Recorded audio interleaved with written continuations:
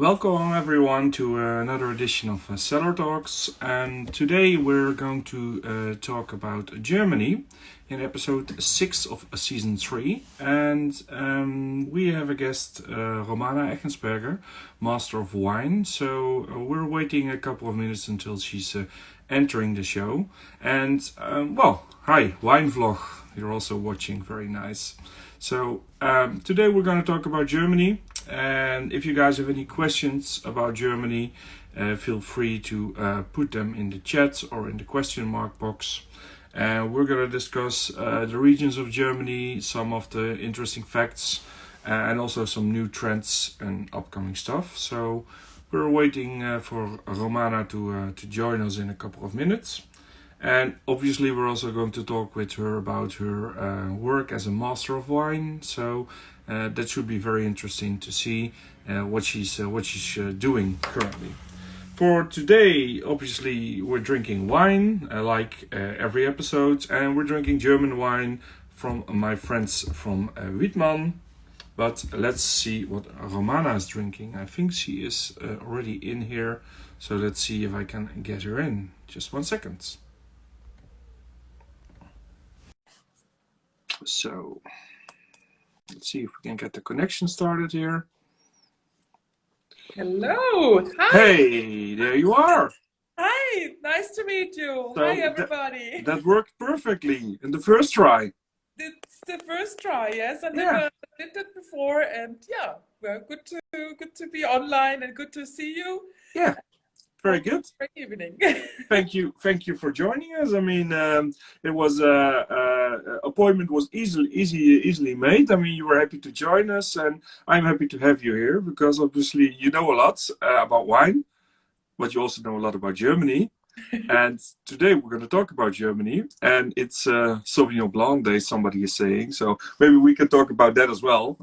Yeah, it's quite a little bit of a trend in Germany as well. There are some, yes. I tasted one from Van Winning not so long ago. Actually, two, because they have 3 different ones. But it's interesting to see, how the new wines are, how the wines are evolving in Germany. But let's touch a little bit of that topic later. Okay. I wanted to start with the introduction from your side. So for those who don't know you, tell us a little bit about who you are and what you do in life and how you came to be a master of wine. But there's more to it than that, huh? Okay, so what is my story a little bit? How came I into the wine business? So I have actually a very strange CV because I was first doing layouts. I was learning layouts, so doing layouts. It was very boring, and then I started working in the restaurant, but only in my spare time and so on. And then I decided when I was 21 years old to focus on gastronomy. I made a second apprenticeship, was doing that in Munich in a very nice restaurant, and they have fantastic wines. So because my background, I'm from Bavaria. Bavaria is known for beer. They drink beer, right?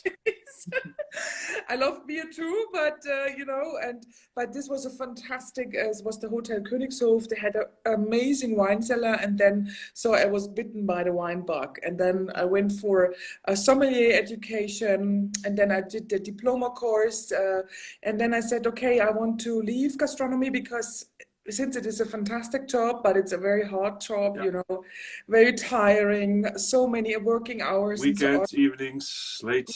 And I always wanted to have kids. So, and then I said, okay, now let's go for the Master of Wine to have also some foundation to go then to being self-employed and so on and so on. I like how you say some foundation because, well, it's very easy, right? To be a Master of Wine. It doesn't require a lot of studying. Let's get that out. Anyway, but I did it in 2015. I finished, and since 2011 I'm self-employed, and I'm very happy with that. I have now 2 kids. That's why I'm looking a bit tired. I hope you don't. Well, it doesn't really show. I knew it, but to be honest, you're looking good. So there is nothing to show for that. But it's a busy life. You are so charming.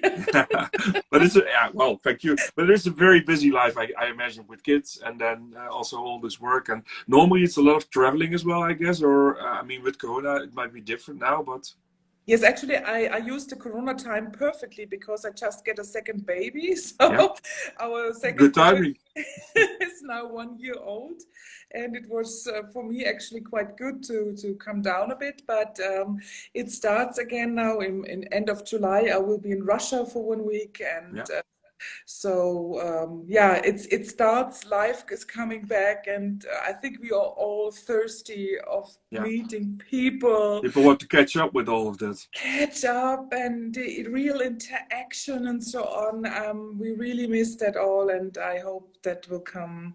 Come Yeah, back. come back very soon. So yeah. But at the moment, how many? I mean, I don't think you keep count every day, but how many masters of wine are there in the world? Okay, I think Somewhere around 400 something, right? 400. Yes, Yeah, 400. yeah, yeah. Yes. And in Germany, it's about 10, right? At the moment? Yes. Mhm. Okay, We are that's 10. easier to remember because 10 in the whole Germany is not a lot. Yes, that's right. Yeah. But actually, yeah, we need more masters of wine. It's very good. Sometimes people say, "Yeah, now there's so many masters of wine," but that's actually not true because first of all, 10 for the whole Germany is not It's that not. much. And one of them is having her own winery. One of them is already retired. The second one is People have also other stuff to do as well. yes. Then another one is a Lufthansa pilot flying the biggest So he plane. doesn't So always have time to get out of the plane to do wine yeah. related business.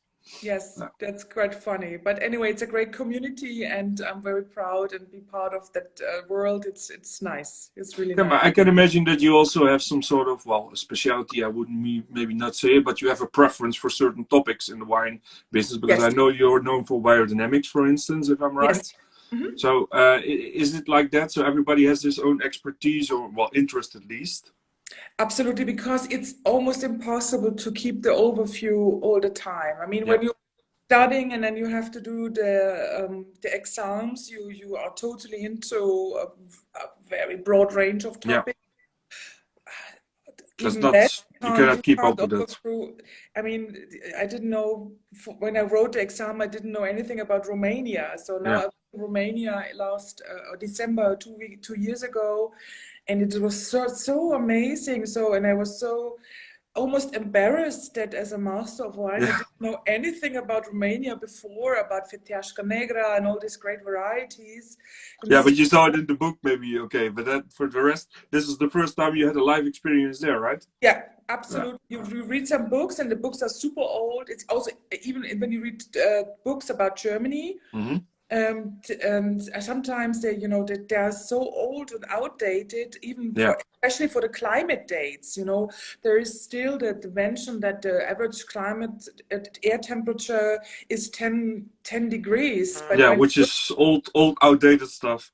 that's something from the 50s, and Can you organize a masterclass about Romania? Somebody asking now. See, this is what you get. Now people want you to talk about it, right?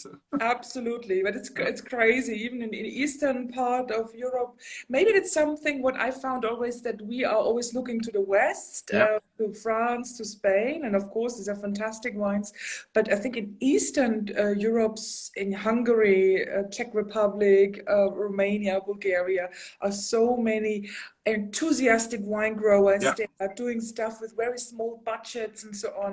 I found it very impressive. So I'm But a bit of a fan of isn't it also the case that technology gets more affordable, so research gets more affordable? If I compare, for instance, maybe it's a bad comparison, but correct me if I see it wrong. The US, obviously, America had a very different history when it comes to wine, but you see now there is money, and they try to catch up all these hundreds of years that there is knowledge in Europe, for instance. So they use like radar, satellite stuff, etc., to find the right spots, etc., etc. So it's because of technology. Is it also easier to maybe, well, get a good winery off the ground and produce good wines, or is it not? I think it's all about passion, Yeah. and I think there's a fantastic sentence from Madame Rothschild. She Hmm. said, "Wine growing is not very difficult. Only the first 200 years are difficult." And I think Yeah. So if you start from zero, you have to catch up 200 years. so. This is for me totally spot No, I like that one. But I know that from Israel, I was very often in Israel too. So they have also this high technology, and then they measured, okay, on this spot should be Chardonnay perfect. And then you taste the Chardonnay and it's totally boring. And then they plant it maybe 100 meters higher, and then you get the really crazy stuff. And so I think it can be a small difference with a huge impact. absolutely. That's what And what I always like about wine is that if you're a winemaker, you only get so many tries in your life. I mean, every year you have one vintage. So if you're lucky, you get to do 40 on your own. yes. I mean, then you already have quite a good resume, I would say. But a lot of time when I talk to family-owned wineries, when you talk to the son or the daughter is going to take over, they stress this very much, that it's that they're really trying to capitalize on their parents and on their grandparents, because if you add all these vintages, you're getting somewhere. But if you start from nothing, how do you get it? I mean, that's Yes, absolutely. It's trial and error, and that makes it so fascinating. So and it goes quick. So, like you said, with the climate, etc., it's hard to really well, you can't even predict it, to be honest. I mean, if you looked at back 10 years ago and you look now, I mean, nobody would have expected probably that the impact would be that huge. Yes, absolutely. No, but we can totally see that. So, true. Okay. You have a wine already. Which one are you drinking today? Tell us. I have also a Riesling in my glass. I have a Riesling from the Rheingau. You have Wittmann. I have the winery Kaufmann. Sorry, the winery Kaufmann in the Rheingau, and it's the Tell. So the owner is he's the most Swiss person I ever knew. It's like Wilhelm Tell. Because he was a former cheesemaker, Appenzeller, and he speaks like that. Ich mag Appenzeller gemacht and so. This is very funny. And he's married to a very good friend of mine, Eva Raps. She was a former responsible for the VDP in Germany, and she organized all these events, and so he was a very long time for the VDP, and I know Eva since ages. And it was really funny because the both of us were always singles for ages, and then Urban Kaufmann was calling at the VDP and said, I want to buy a winery in Germany. I want to make wine. And she said, give us some advice. Well, what should I buy? Which one? Yes, and she said, I know one. And do you need a wife as well? It goes with the wife. So if you buy the winery, you need to take me. Yes. But obviously, I'm the broker. I'm the broker. So I broker myself in the deal.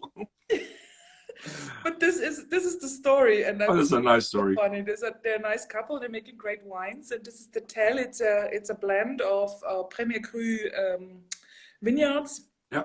And it's 2019. It's very delicious to drink. So interesting. I'm gonna look it up after the show, because I know quite some, but it's impossible to really. I mean, there's so many wineries in Germany. That's crazy. But Riesling. So you have it's I would say regular dry Riesling what you're drinking, or it's a dry Riesling, but it has some 5 grams residual sugar. Okay. And no, I wanted to have also some Silvaner. But because we don't only want to talk about Riesling, right? That's too easy. Yes, and I'm a big Silvaner supporter as well, but my cellar is empty of Silvaner, so... How is it possible? I mean, you're a master of wine. I imagine truckloads coming in every day, right? Or not? Absolutely, oh my God, yes. But anyway, no Silvaner, so today we have to talk about it, not drink it then. Yes. Okay, we will manage. Like I said, so you're drinking the Tell, I'm drinking the Wittmann. 2 very different stories, but also, I mean, both nice stories. But if we want to go and we discussed it a little bit. Let's go on a high level through Germany, because there's so much to talk about, and we have an hour today, so we cannot really go into depth. But if people have a question, I encourage them to ask them, and then we can. You see more Silvaner fans in the chat, so then we have then we can address the questions. But we can pick some regions to start with. So you want to start with Rheingau then, because you have a wine from there. So could you tell us a little bit about that? Yes, absolutely. Maybe, Rheingau is maybe not the most dynamic region in Germany at the moment. I would see maybe other regions first when it comes to dynamic things. But there also things are happening. absolutely outstanding wine growers are working there, like Peter Bernhard Kühn or something, or Korvas Kauter. Also here coming, for Rheingau was for a very long time always the big shots like Johannesberg, Vollrath, and so on. Aristocratic, aristocratic. No, you know what I mean. Like the old big houses, the big wineries, the castles, even like you said. So yes, yeah, the money. Yes, and then they're making up absolutely great wines, but when you say, what is really the modern style and with more edges and so on, and things are going on now with Eva Fricke, Korvas Kauter, and Peter Bernhard Kühn is one of the most.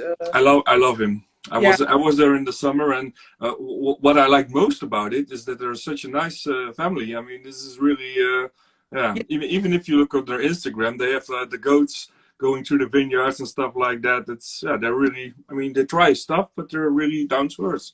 They are absolutely down to earth. Maybe they're not the loudest wine people in Germany, so they're not these people. So come on, and drink, so they're more silent. And when you learn to know them, they're more restrained in the beginning. So you need to come more often and talk to them and so on.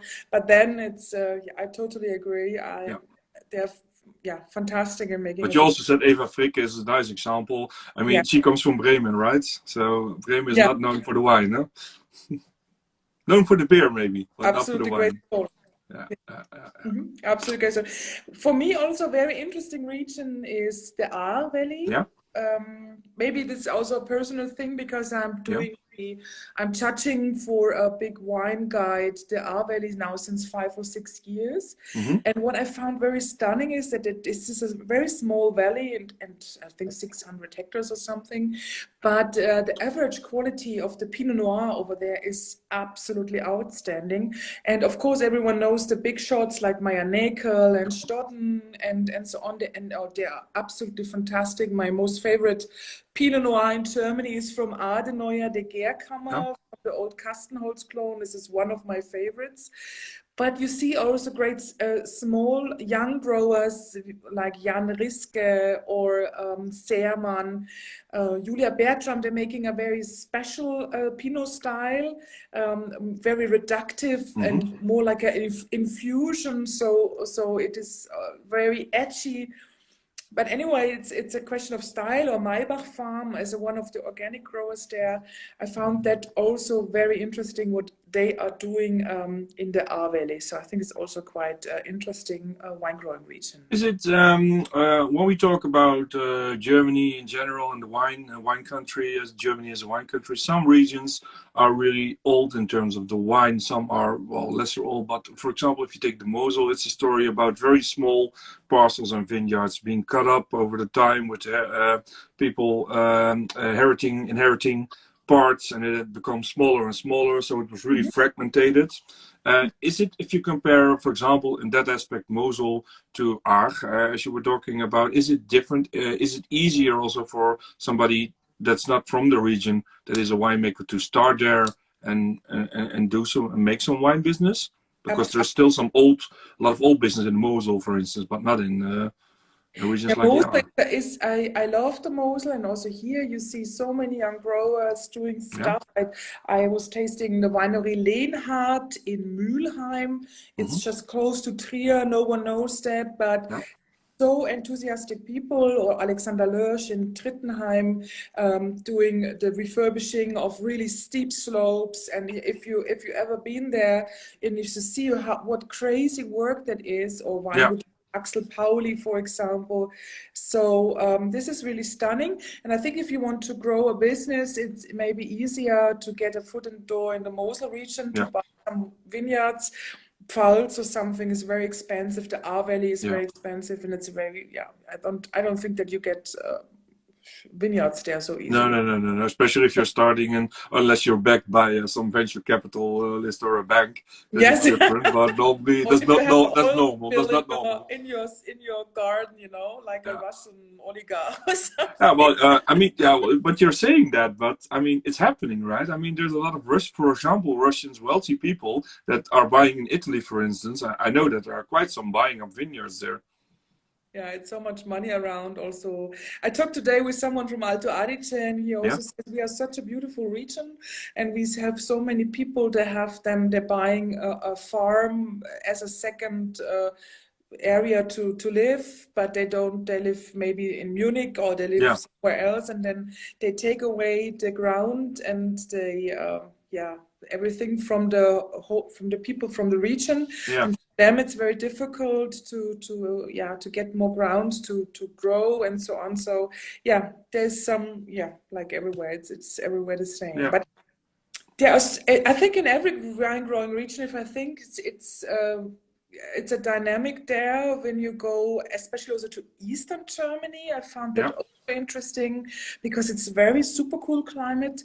When there was the reunion of Germany, that then the Western growers always said, "Oh, those growers in the East in Siberia," and so on. It's not even wine growing, it's something very different, nothing to do Yeah. with wine. And they always had the problem that they have so many different grape varieties because during the communist era, you couldn't ring at the nursery and say, "Oh, I would like to buy 2,000 vines of Weißburgunder." So, and then you had to, you know, get some Müller-Thurgau or whatever. Whatever you could get your hands on, you just Yeah. accept it because that's, yeah. That's how it was. And now you can see in Saale Unstrut or so that you have some Pinot Blanc, and this is fantastic. And also here, young growers, and they want to do something. And I found that also very stunning. So there's a lot of, overall in Germany, there's a lot of people entering the wine business. And that's not just with money, as we said, but there's really also passionate people that come from Geisenheim that say, okay, maybe even from I can imagine it's from coming from a family winery. And if you're, for example, with 2 or with 3, how are you going to do it? It used to be they cut it up, but now maybe one of them says, oh, I'm going to try my own stuff, and I'm just going to go somewhere else and do it my way. Yeah, absolutely. And then one of my favorite regions is of course, Franken, because I'm from Bavaria, and Franconia is very close by. And I'm a big Silvaner fan. Yeah. And what I found very interesting is, you know, we have this star grape varieties like Riesling or Pinot Noir or Chardonnay, and they are so fantastic and always shining. And there are some grape varieties like Silvaner, but I will also have examples from other countries. They were always overwhelmed by these super industrial recipes. You know, there was always this kind of textbook Geisenheim winemaking for Silvaner. So you always get the same. It's like McDonald's. You go there, you know what a Big Mac tastes. You get the same one everywhere. It's everywhere, wherever you go. And also in Franken, you see more and more growers converting to organic and doing a different approach in the wine cellar. And all of a sudden, the true character of Silvaner is shining, and it's fantastic. It's perfect for modern cuisine, for food pairing. It's not the wine that jumps out of the glass and yells at you, but it's a great wine for pairing and gastronomical use. Absolutely, yeah. That's and I think that's interesting, and I don't see that only in for Silvaner, but I tasted recently a Viura, and you know Viura from Spain, when you taste it. So I said, oh fuck, I have to taste now a Viura. Now I want to know, because how can you do this? But then it was from the Roussillon, and it was absolutely, and all of a sudden you can really taste, wow, Viura keeps its freshness over the long distance. It's so pristine and has a bite and so on, really salty character. And this is very stunning to see that. Well, it's funny because I mean, you know a lot more about that than I do. But for example, when I was in the summer, I visited 6 regions. in Germany, so I did a couple of trips back and forth from Holland. It's very easy, yeah? So you can go there, and in 2 hours, 2.5 hours, I'm in the Mosel, and if you go to Frankfurt, that's 5 hours, so easy. But what I found out is that when we talk about Chardonnay, for instance, but also Pinot Noir, that about 50 years ago or 60, 70 years ago, some very well-known wineries already started planting that. So there are now some big names, for instance.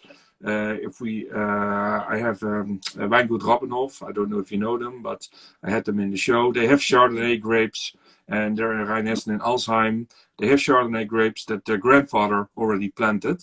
And back at that point, everybody was like, why are you doing that? But now the beauty of it is that they have like 50-year-old Chardonnay vines in Germany. And if you can try and taste that, I mean, I was really surprised to see, of course, vines, it takes time for them to really get their full potential. So it's a little bit with a crystal ball. But not a lot of people know this, but these are also some great examples of people that tried 50 years ago already. And they were sort of pioneers, or maybe they did it for fun, whatever was the reason. But now you can really find the pureness in that, and find really nice old vines and old wines. I think there's many things are going on in Germany. Also, when you think about sparkling wine, for me, a great development over the last 10 or 15 years. Yeah. Since also Riesling is a grape variety very suited for sparkling wine production, because you have at an early picking date already a very good ratio between tartaric and malic acidity, and not every grape variety has it. And it's that, so as growers like Griesel in the Hessische Bergstraße, there's a young guy making some sparkling there, or Schloss Vaux, for example. They brought or Mr. Kaufmann from Boulanger, working first, who was with Christmann. And now it's with Christmann. Yeah. They brought the know-how, because the problem for sparkling wine, I mean, we have a long history for sparkling wine. We are the biggest consumer for sparkling wines in the world. But the problem in the past was always that, first of all, in education, in the wine schools, there was not real good education how to make sparkling wine. And when it was a bit like, okay, there's a first and second fermentation, good night and good luck. So not really. There's not more you need to know. This is it. That's it. Yeah, simple. And if you next topic. Also, that you have they made sparkling wine out of really crappy wines. You know, when they have a shitty barrel in the cellar. Okay, they used it. They didn't want to use it for the normal wine, so they just made sparkling out of it. Absolutely, and someone drank it with orange juice. You know, the old ladies. Yeah. Well, in the morning, maybe if you have a hangover, it works. I don't know. But now it's very different, right? Yes, but that's absolutely different now. So, and if you look at what Sectors Raumland, what they're doing, and also for others, I mean, this is, if you're not into the topic, I mean, a lot of people are watching this, and they're from different countries, but for instance, also from Holland. I don't think in Germany, it's maybe not even that known what's happening already in this, but it's growing. But outside of Germany, I really agree with you. A lot of people don't have a clue what's happening already there at the moment. Yes, it's really interesting. Yeah, it's Immich Anker. Okay, 3 years bottle fermented Riesling sect from Immich Anker. Okay, I don't know that. So good, I get also new tips. You never it's hard to keep up with all these different ones, but yeah, this great examples. Yes. So the sect is really a topic to watch. I agree. Absolutely. So I think also in the Netherlands are so many German wines available now. The German part has grown in the last years. I heard. But what I also think is that there is still a lot of education to do, because there was a lot of focus also in Holland on promoting German wines, but it was always very much about Riesling, which is on one end understandable. On the other end, there is, like you said, so much more. If we only talk about Spätburgunder, and then we didn't talk about Weissburgunder and etc. But there is at the moment still not that much attention for it. So Riesling, you can find huge amounts of Riesling, different ones, and all price levels. But if we talk about other ones, it's still not that. And I know also so you're working for help me, the Deutsches Weininstitut, right, or not? Yes. So they're doing some promotion right now with online webinars for regions, right? Mm-hmm. So what I like about that is that they really also emphasize on the other grapes and wines, and it needs to be done more because, I mean, it's nice. First of all, you want to work on the image of the Riesling because it's still not ideal in other countries than Germany. But then you should not only focus on that because then you're losing the other opportunities. You have to work on multiple fronts, not just on that, I guess. Absolutely. I think this is a bit the challenge with, I mean, Riesling and Pinot Noir in Germany. I think it's now totally accepted that when it comes in the world of Riesling, Germany makes most probably the best Rieslings in the world. And also when it comes to Pinot Noir, I think we don't have you have a firm position now. Shy when it comes to quality. But the thing is that both grape varieties are maybe not the most crowd-pleasing ones. So we love Pinot Noir and we love Riesling, but not everyone loves. A lot of people don't like the grapes even. Yes. Pinot Noir, for example, is a very special taste profile. And if you have maybe not the most engaged wine consumer, when they want to drink red wine, it has to be dark and blousy and whatever. I mean, look what is very prominent also in Germany. What you sell like crazy is Primitivo with people they're saying, oh, I drink dry wines, and then they drink Primitivo mixing or something. So you open up the fruit bomb. Yeah, that's absolutely true. But I think there's another trend coming up in Germany, which is blends. Yeah. Red blends. I found that very interesting because we have also grape varieties, of course, Blaufränkisch, Lemberger in Württemberg, but also St. Laurent. If you have very old vines of Portugieser, and even if you have, for example, fungus-resistant grape varieties, then they have this strange names like Monarch or Cabernet, whatever, and it's very hard to sell them when you write the name of the grape variety on the label. But you put it in a blend, I think this is fantastic because then you can have a very good red wine. Even Dornfelder can be nice. When it's people are reading your minds. Even Dornfelder, Yes, if it's not overcropped and not being like a caricature of a wine, and in a blend, then you can offer maybe a wine for, say, retail €10, and that's fantastic to get also a broader audience. And it's a gateway more or less than to go into other varieties there. Absolutely, and also Pinot Blanc or Sauvignon Blanc is maybe very popular. And also when it comes to Sauvignon Blanc, we see, of course, this kind of exchangeable Sauvignon Blanc styles and so on. But we have some outstanding terroirs for Sauvignon Blanc, especially in Württemberg. So Württemberg is totally under the radar. I mean, Württemberg is known for Bosch, Mercedes-Benz, and maybe not particularly wine, no.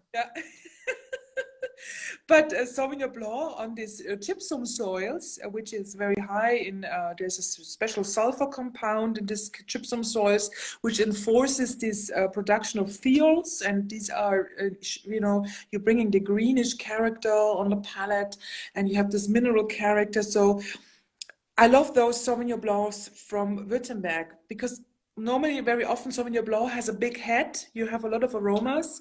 And then a very skinny, thin body. And I found those kind of Sauvignon Blancs disgusting.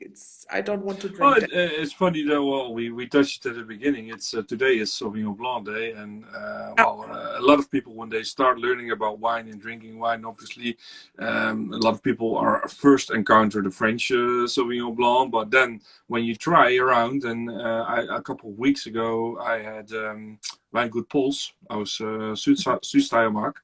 And if you try this and you put it next to a French one, and then you take a New Zealand one and a South African one, I mean, there's the nice thing about it is that it grows in a cool climate and it grows in a warm climate. So you can get very different expressions on that. Even in Germany, there's some great examples, as you said. That's not uncommon. Yeah, but what I found, when you have in Pfalz are also Sauvignon Blanc, and if you get in a blind tasting, you think, okay, it's a Sauvignon Blanc, but I can't spot where it comes from. When it comes from Württemberg, for example, Trautz-Able is very famous for Sauvignon Blanc, or the winery Aldinger or so. And then when Schneidmann makes also a fantastic Sauvignon Blanc, then it's amazing how complex they are.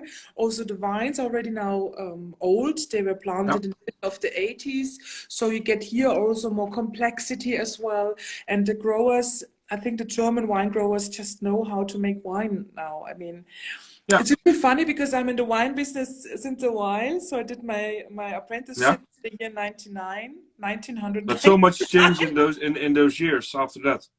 Yes, so absolutely. And I was working in 2003, I was working in a restaurant with 1,000 positions, only German wines. Yeah. And when you tasted, for example, then at that time, Pinot Noir or red wine from Germany, and that was the time when the barrique barrel came to Germany. And everyone said, now we have the barrique barrels and we have to use it a lot. And so, and it was almost like biting in the table and not drinking wine. So like, where's the wine? I don't taste the wine. I don't taste the wood.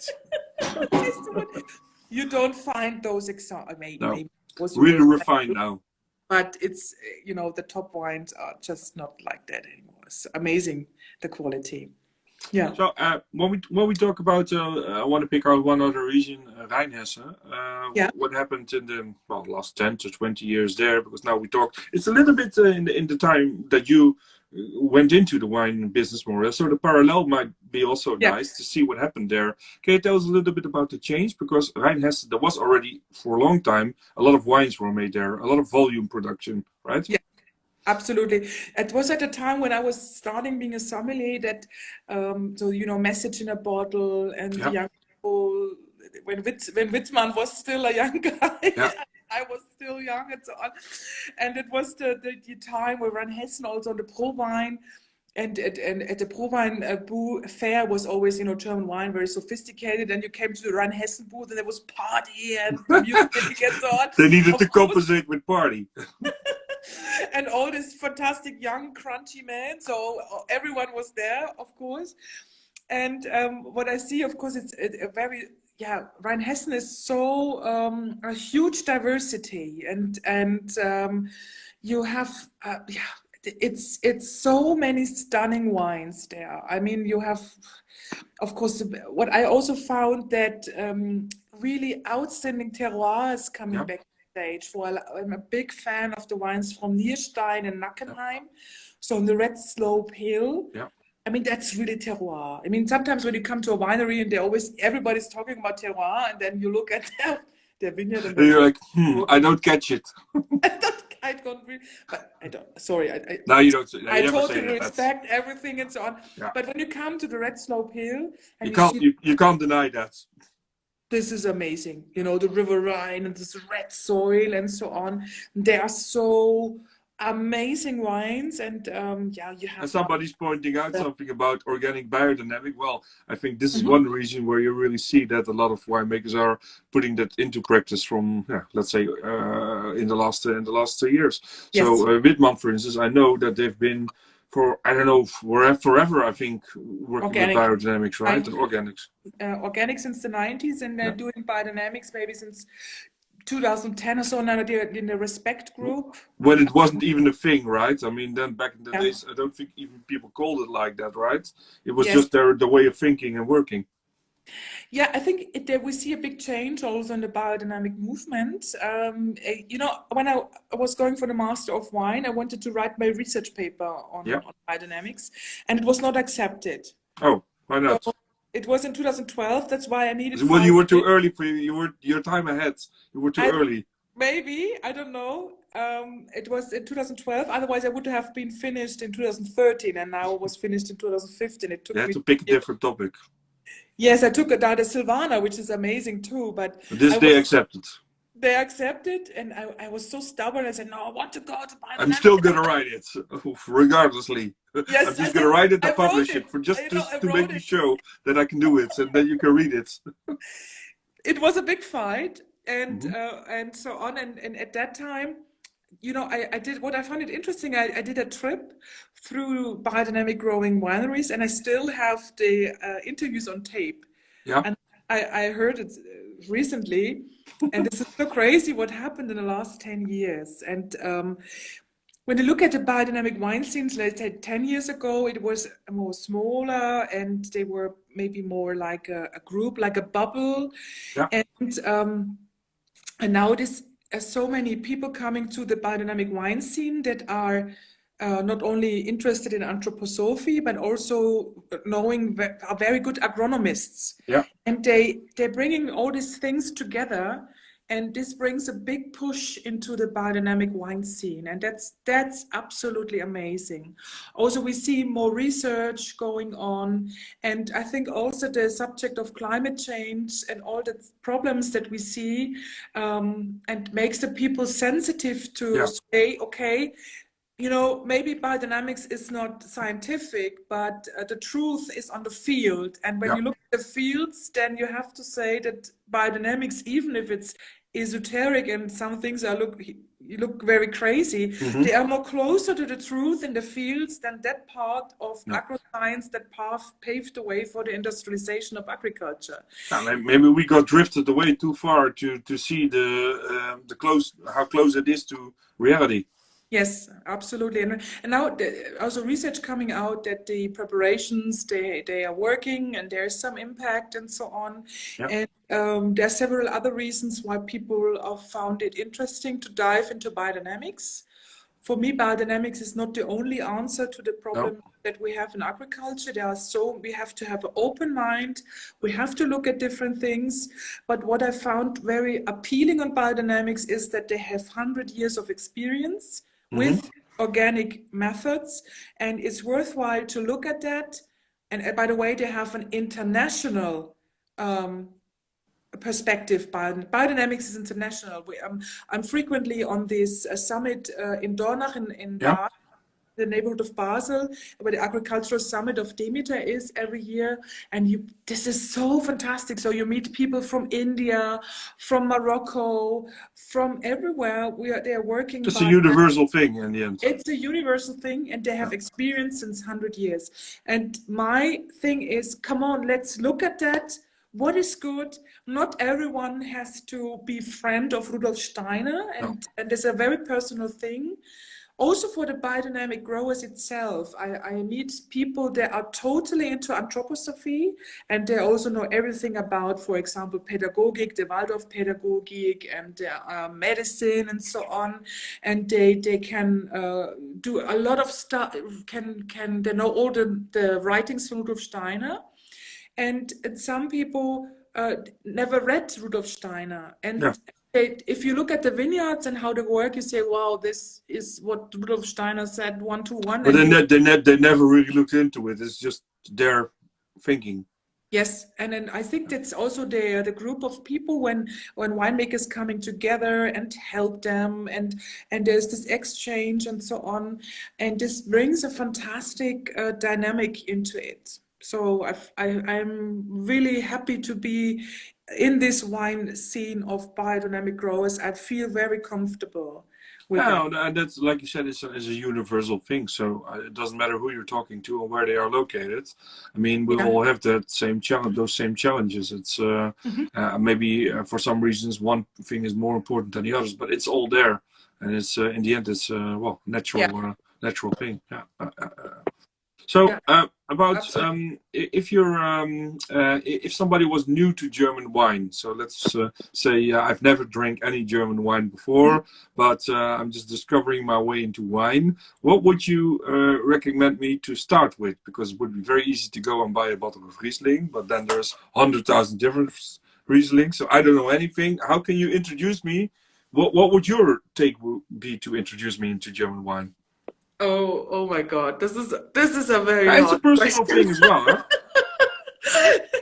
You're probably going to give me a Sylvaner to try, but I don't know. Yes, maybe I would. In my opinion, I would give you maybe then a Sylvaner to try, and but Riesling is the answer. Yeah, you have to try Riesling if you want to come to German wines. Maybe some Riesling from the Pfalz. Which has this meat on the bones, and it's very hedonistic and but still very classy.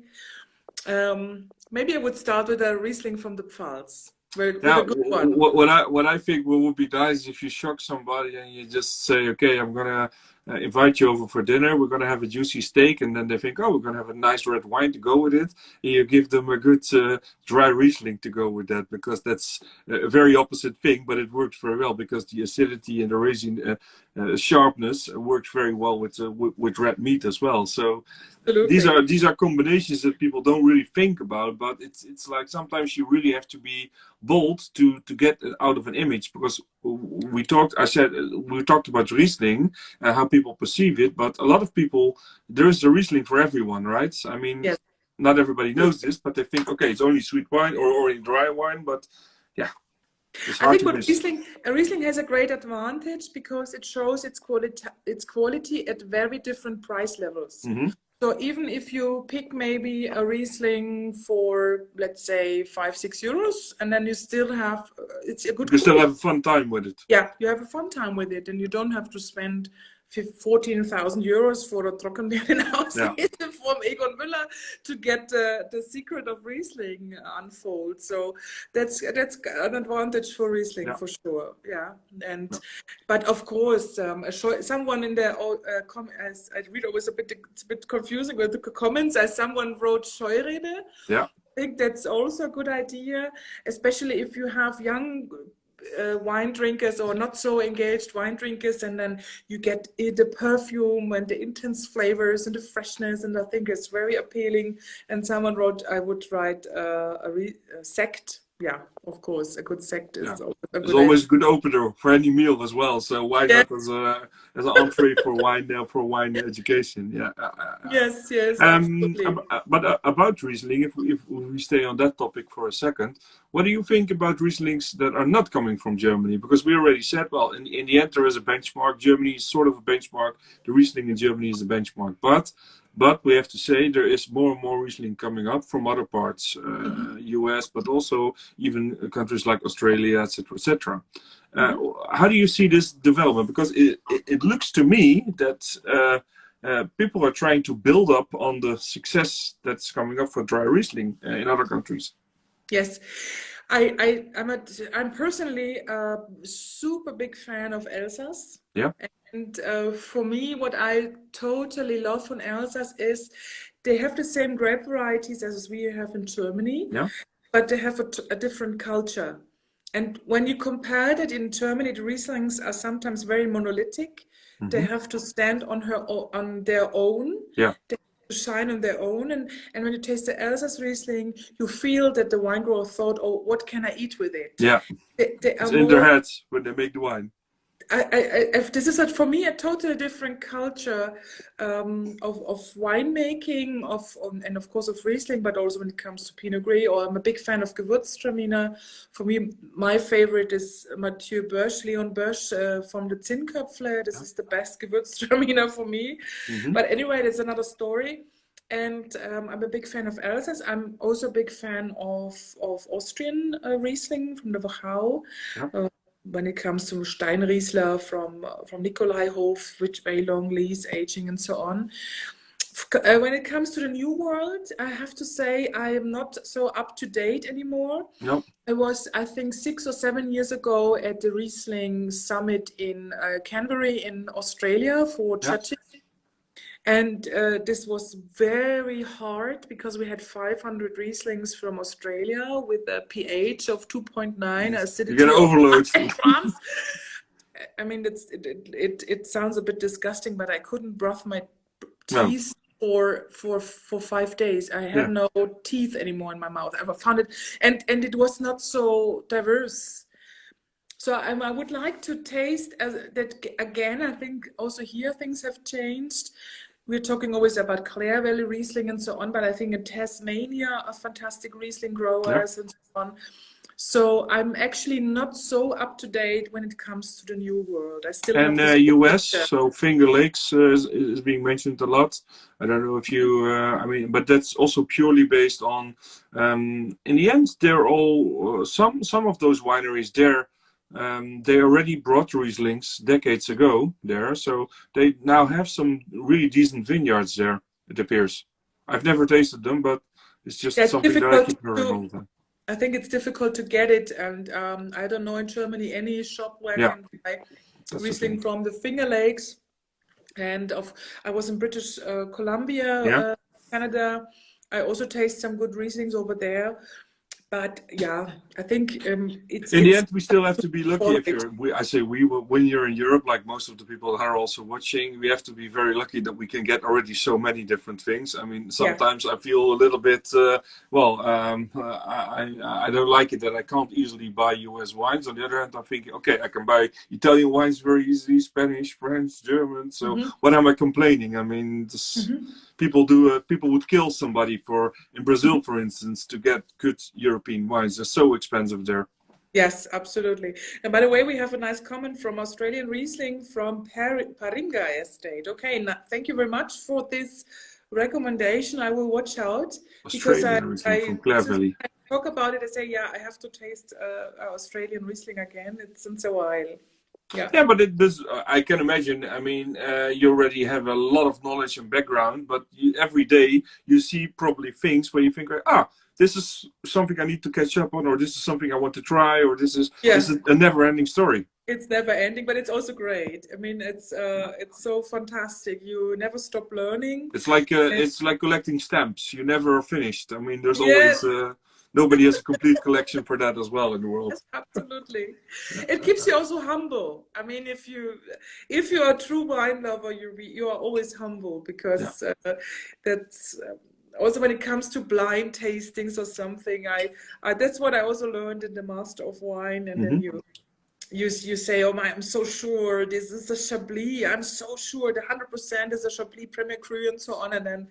Yeah, it was a But if they want, they can twist your head all the time. I mean, it's very easy to do it if you want to, right? With the winemaking techniques, etc. Yes, absolutely. Yeah, absolutely. I mean, that should never be the goal, but sometimes people just want to play tricks with you, I guess, especially maybe when you're master of wine, because they're thinking, oh, let's try to see if she gets it right?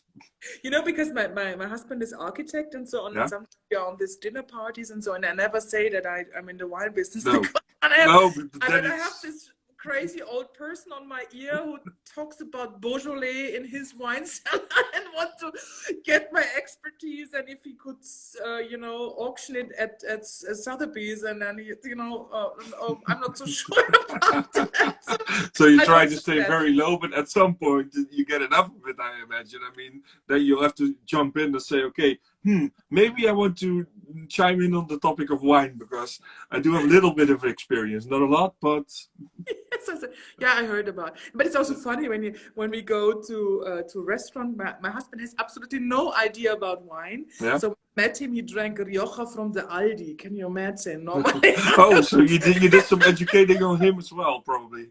Oh my God! But now he's totally into the business, and he said, "Oh, honey, is it a bit productive?" You're like, oh, well, you should have asked me 10 or 20 years ago. Yes.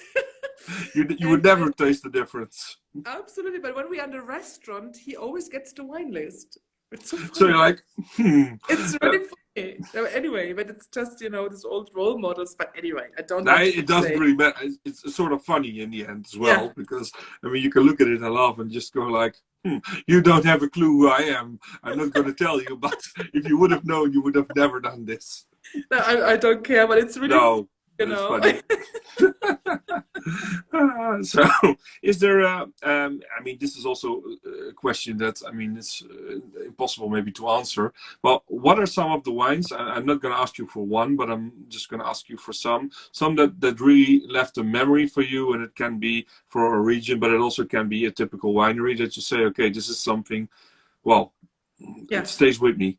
Absolutely outstanding. So for me, it was the 83 Ice wine from Egon Müller. Yeah. When I was working in the restaurant in Berlin, we did the auction tasting in this hotel where I'm working, and I could take a sip of this ice wine, which was sold then for 14,000 whatever euros or something. And this was amazing because 83 was the vintage where the frost came in end of October. Yeah. So the grapes were totally healthy. There was no botrytis, and then they were frozen. Perfect storm. The first time of my life, I understood the magic of ice wine because it's like a bomb in your mouth, it's really like you like in a comic, you take a sip and another boom. You say, wow. I didn't see that one coming. We're like, whoa, what did you do with it? How did you make this? Is this legal? You really say, "Oh, is this legal?" But no, it's so intense in fruit, and this was really at that point it was a wine that was 20 or 25 years old, I guess, then, right? Or how old was it then? Must have been something like 20, 25 years or something. 25, yes. Yeah.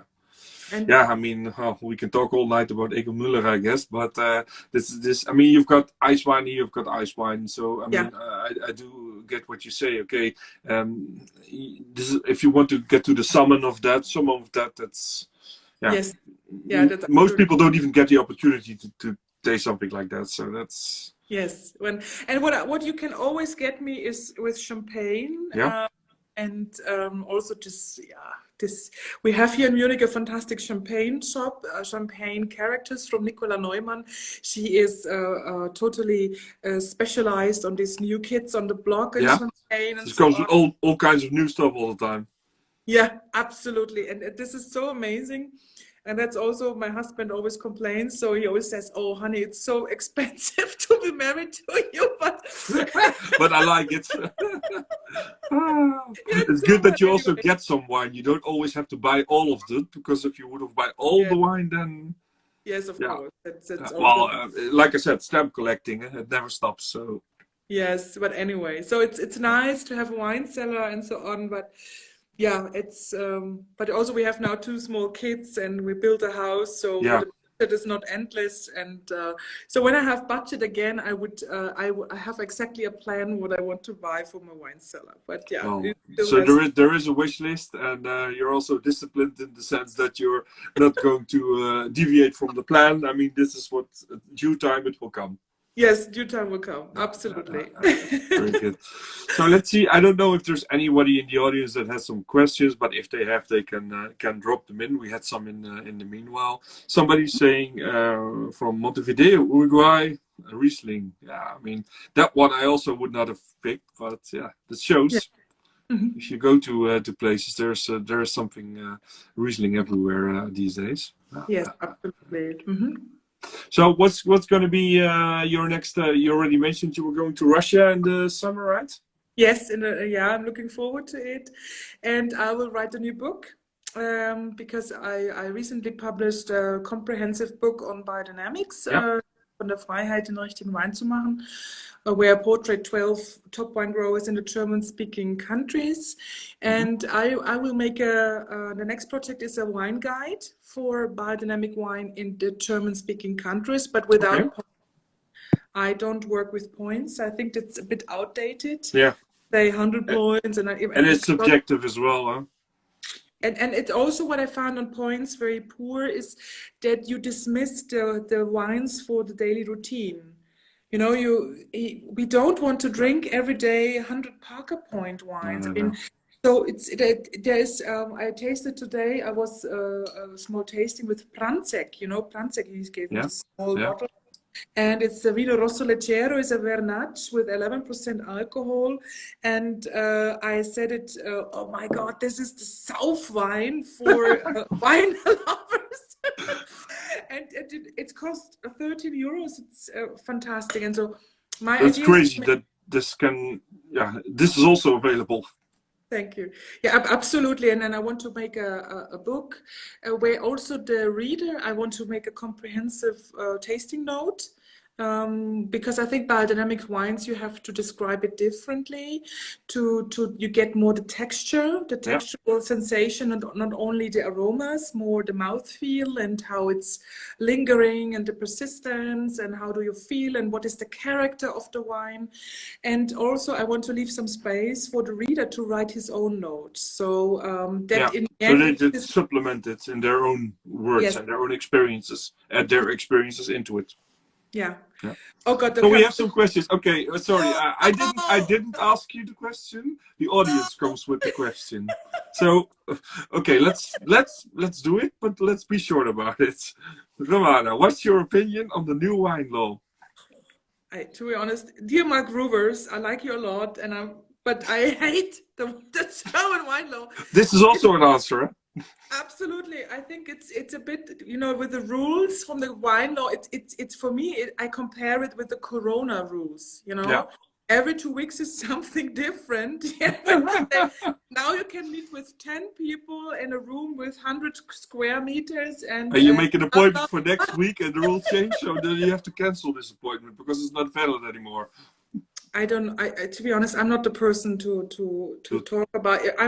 I hate when I read these things, I hate it. And it distracts from the wine because yeah, I agree. When I do, for example, education now in Russia, and then we're talking about the wine law, and talking about German wines, and then you have 1 hour and a half, and you start to talk about the German wine law, then you talk 1 hour about the wine law, and 10 minutes. You have to do a symposium for lawyers. That it maybe is an interesting topic, but not for wine lovers, right? Yeah. Yeah. Okay. Other question, maybe a very different one. So let's not go into law anymore. Curious about volcanic soil in Germany. Yes, and it's interesting. Volcanic soil it's always interesting for winemaking. Which region district is the most affectionate volcanic soil wine? So what stands out to you on the volcanic? The Kaiserstuhl. Yeah. Absolutely, the Kaiserstuhl, the western part. On the eastern part is a lot of löss. And then it's the volcanic soil is covered by a big pile of löss, but it's so for the people that don't know, Kaiserstuhl is located near the in the south. In Baden. Yeah, Baden. Yeah, that's right. Yeah, if you follow Holger, nice to meet you, Holger. You're absolutely right. But the Kaiserstuhl is in the Baden region. It's a bit, it's in the Rhine Valley, and it's between the Black Forest and Black Forest is sheltering the. Yeah, and on the other side you have the Vosges from the Alsace and so on. It's the warmest area in Germany. And Nahe has also volcanic soils. Absolutely, Nahe has so many different soil types. As well. And isn't Pechstein it's basalt, right? Yes, black basalt. It's the famous vineyard, obviously, but this one. If you dare go there, one vineyard that's iconic with the very typical expression of the soil, the basalt. That's Pechstein is a. Yeah, but then you have to go to Odinstal because the basalt and the Pechstein was brought in by a man to that place, and Odinstal. So it's not art. It's like created there.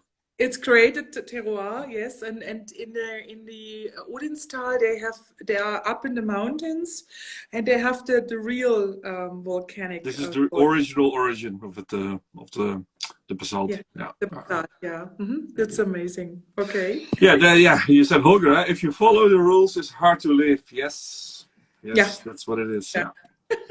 So, anybody else who wants to answer a question or wants to ask a question, because this is your chance. Romana also has children to attend to. I don't know, are they sleeping? Well, one is small. No, my husband is bringing them to bed. They okay. Now Räuber Hotzenplotz. I don't know if you don't know it. No, I don't know, but it sounds nice. It sounds nice. Yeah, we always and my boy is becoming today 3 years, so we had today. Big birthday party today. Congratulations. He was running around with a crown, so the whole day. And you're still doing the live. Now I feel really honored. I mean, I already was honored, but congratulations, because that's really nice, always on the birthdays with the kids. What about southern Germany? Well, we talked about that as well, but maybe something, last remark you want to say about southern Germany? We already talked about Kaiserstuhl. We talked about, anything else we're missing on? Yeah, I mean the Markgräfler Land as well. There's a great Pinot Noirs coming from there, this is what I can say. I don't know if you would count in Franken. No, it's more middle of Germany. That depends who you ask, probably, but yeah. So southwest, you mean southwest Germany? Yeah, Baden is also Breisgau, Kaiserstuhl, Thuniberg, and then really down to the Markgräfler Land, to the border of Switzerland. Yeah. There's the Ziereisen winery. They are on Jurassic Chalk, making fantastic Pinot Noirs, and also great Gutedel can be really good. Yeah, Aufrecht Bodensee, absolutely, and on the Lake Constance. But it's a bit hard to get them because the tourism at the Lake Constance is so big, so you can't really. it's a long time that I tasted Aufrecht Bodensee, but there's also Theresa Teufel, for example. There's some good stuff there too. People should just take the car and go and drive there and get it. Yes, and drink it there. In Germany. And the Mosel making holidays. We did our honeymoon on the Mosel. Okay. Yeah, because we spent so much money on the celebration. So you're like, okay, we can go on a honeymoon, but honey, it's only going to be. We cannot go farther than the Mosel. This is the furthest we can go. Yes, you wanted to go to Holland, to the North Sea, but that was not possible. The budget was gone. No money left, so we went for Mosel and ate schnitzel, but drank great Riesling. Yeah, well, it's about the company, right? It's not about the destination. That's what I always say, right? Yeah. Absolutely. So Riesling is the answer. Here you have it. Very good. Thank you.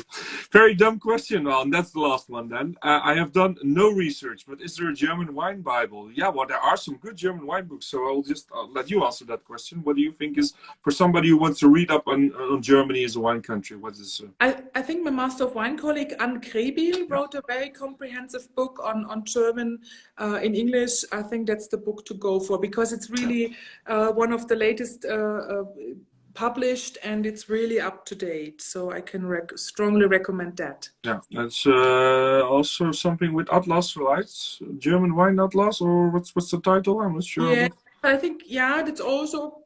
okay, but on Krebel it's a very different story. I agree. So people, I would also say that's good. What I like about the German Wine Atlas is the maps. Yeah, it's an atlas, but if you really look, I try to find this, for example, for Italy. It's impossible because in Italy there is no structure. So this is what Germans have, but in Italy it's different everywhere. And don't talk about Piemonte and Barolo, because if we talk about MGAs and stuff, then you can draw 100 maps and they're all different. But in Germany, it is nicely chartered. So nice to see how that's going. Yeah. Anne Krebel, I will. I know you, Peter. I will send you the name for the book.